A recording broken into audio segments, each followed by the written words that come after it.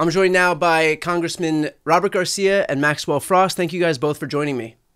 Thanks. Thank you. So you guys are both coming to me from El Salvador. Can you explain, obviously, what you're doing there and what you seek to accomplish? Well, thanks. Look, both Maxwell and I have been very committed to the release of Kilmar Abrego Garcia. People are probably aware we have been fighting like hell to ensure that this country is a place that actually listens to decisions by the Supreme Court. Donald Trump is defying a 9-0 order by the Supreme Court to return Kilmar, who was illegally taken to El Salvador, and return him back to the United States.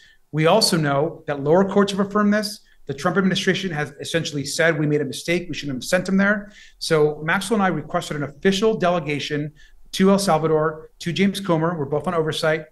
They denied that official congressional delegation trip. And we said, you can deny us, and we're going to come here anyways, no matter what. And so we're here in El Salvador on the ground now. And Maxwell and I and two other members are committed to this fight.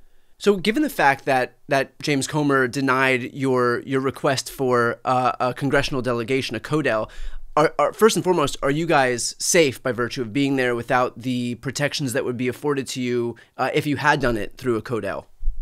Obviously, there's always risks associated with all these trips, but we took that into account as we put together the itinerary and the schedule. I mean, there's a reason why everyone found out we were here when we got here already, and it's really important for our security. But the other thing is, like Robert said, we didn't want to allow that this denial of our requests keep us from doing the work that we need to do. And the fact of the matter is both of our offices are receiving tons and tons and tons of letters, mail, phone calls, emails of constituents who are saying, go out there, fight for due process. Or I've heard from people who said, I see myself represented in this situation.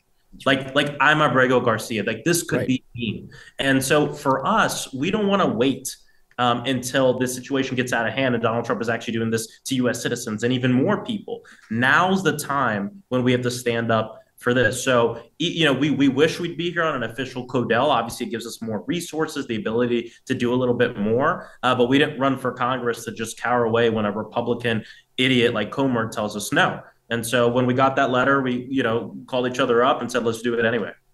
Perfectly put. And I would ask, too, like, what does it say that James Comer opted, when he had the opportunity to approve this CODEL, that he opted to say no, thereby trying his level best to prevent you from A, going, or B, if you do go, obviously trying to prevent you from this getting any oxygen? Well, I think, look, what's really important for all of us, we're not going to be stopped by James Comer and the Republicans. And let's be really clear. The only official CODELs that have had members come here from the House have been Republican CODELs with no Democrats. Right. So for the House of Representatives to have only approved CODELs for Republicans to come here to tour the prisons, to meet with officials is crazy.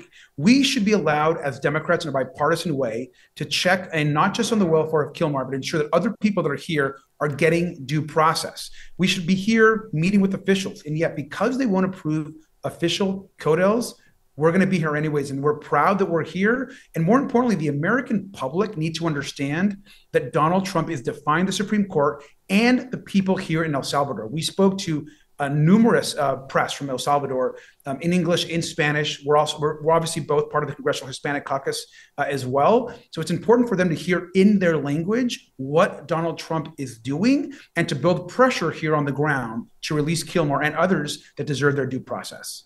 And have you been able to make contact with Garcia? And also, can you give an update? Because the latest reporting that we have is that he was moved out of CCOT to a different prison. And so what was the significance of that move?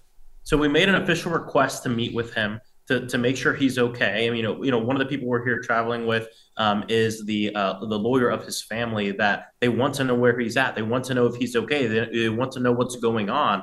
And so our request to meet with him was denied by the government. They said because it wasn't an official trip, which I guess hopefully if an official trip happens with more Democrats in the future, there'll be no reason for them to not let them see each other. But the other thing that we're finding is that there's a lack of information. We went to the embassy to speak with the staff there and the ambassador, and we left with the, we left with the understanding that the Trump administration has not told the embassy to comply with the Supreme Court ruling at all, to facilitate nothing. And not even that, they don't really know where he's at, our embassy, which is very problematic when we talk about the fact that our Supreme Court, in a unanimous decision, has instructed the administration to facilitate the return of this man. So they are willfully flipping the bird to the Supreme Court, which also shows that we're in a constitutional crisis right now as well. So there's many reasons for this trip, but everyone should understand that this can happen to anyone if we don't stop it now. That's why we're here. No, I just want to add one thing, which I think is really important, because we were obviously meeting with the ambassador today. And there's no question that the embassy has not begun any process to facilitate this release, which the Supreme Court has mandated. So that's crystal clear. They're defying the Supreme Court, to be clear. The second thing is, we also understand that this is an issue that's bigger than just Kilmer, right? This is about due process. It's about the separation of powers. And it's about other people that are here in El Salvador that are essentially having no due process. We have a story which a lot of folks have covered about Andre Romero, a young man, 19 years old, a gay hairdresser, going through the asylum process, had an appointment for asylum through our own process that we approved, and then it's picked up and sent directly to an El Salvador prison. We have not heard from him, and his family has not, his attorneys have not. We just want to know if he is okay, if he's alive. We've actually asked the ambassador if we could get a wellness check or could see him as well, and we have yet to hear back, but that's also been one of our requests. And so there's a lot of things that we're working on here. Right, and it makes sense because, I mean, there are a lot of people on the right who say, oh, we're perfectly fine with immigration, but you just have to do it the right way. This is somebody who did it the right way and yet still was disappeared to a foreign gulag. Right. That's exactly right. I want to dig into the point you made just prior, because I think that's especially important, this idea that the Overton window shifts so easily with this administration, and we're seeing it happen to legal residents. And now we're finally seeing reporting that American citizens are being detained. They're being detained at airports. They're being detained at different ports of entry. And so have you heard of any of your constituents, for example, who are American citizens who are being detained? And can you just speak more broadly about this idea of enabling Donald Trump to do this now with no pushback, and what that will mean in terms of giving him the green light to do it to an even broader degree in the future?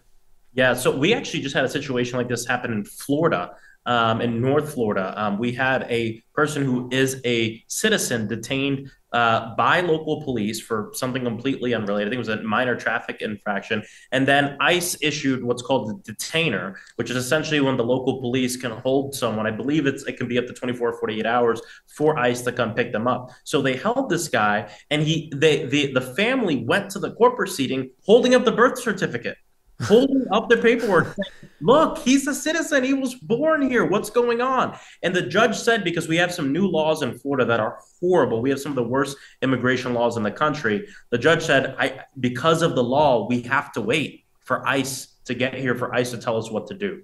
So it's the federal government, but we also can't take our eyes off the states that are there. It's a race to the bottom, and who can impress Trump the most to make the worst, most authoritarian, inhumane laws that even if you're a citizen and you get pulled over for having a tail light out or whatever it is, that you can end up being held up to 24, 48 hours for ICE to come and get you. And we heard about a similar thing happen in Arizona. It's happening across the country. This is why we're here. We're not here to be heroes. We're not here for any of that. We're here because we need to keep talking about it, protesting about it. Members of Congress, we need to do everything we can with the power that we have within our institution. The courts need to keep going. We can't afford to throw any part of the response out. Everything at full force all the time right now, because if we wait till it really gets out of hand, when citizens are being sent to foreign countries, when a congressperson can be I'm not trying to scare people, but this is what's going on in my state right now and in certain states across the country. And that's why we have to finish it now. We have to rise up now and make sure that doesn't happen again. And that's why I said we're the second batch of members here. Van Hollen really led the charge on this. We're following his lead. There's going to be more people coming. We've been talking with a lot of our colleagues. There's more trips. And Brian, let me add one thing to what Maxwell said. it's really important that I know there's some are saying, some Democrats are out there saying that this is a distraction, or that perhaps we should focus on other things, and there are a lot of things to focus on. We can do all things at once. We can take on this injustice that is happening to Kilmore and others. We can take on Elon Musk and the billionaire class who are trying to rip off Americans. We can take on the destruction of our federal agencies. We can take on all these big issues at once, but we've got to be all in, and we've got to be in the fight. And being in the fight also means showing up and being wherever we need to be, including El Salvador, to stand up for our democracy and our values. Right. We can walk and chew gum at the same time. And if we are not willing to go to bat, to go to the mat when we are talking about basically turning the U.S. into Russia, where the president can unilaterally disappear his political enemies, then I don't know what's fighting for if not that. So look, I appreciate both of you putting your own safety on the line, taking big swings here, and figuring out a way to make sure that we continue talking about this very important issue. So thank you both for taking the time today and for what you're doing in El Salvador. Yep. Thanks, man. Appreciate it.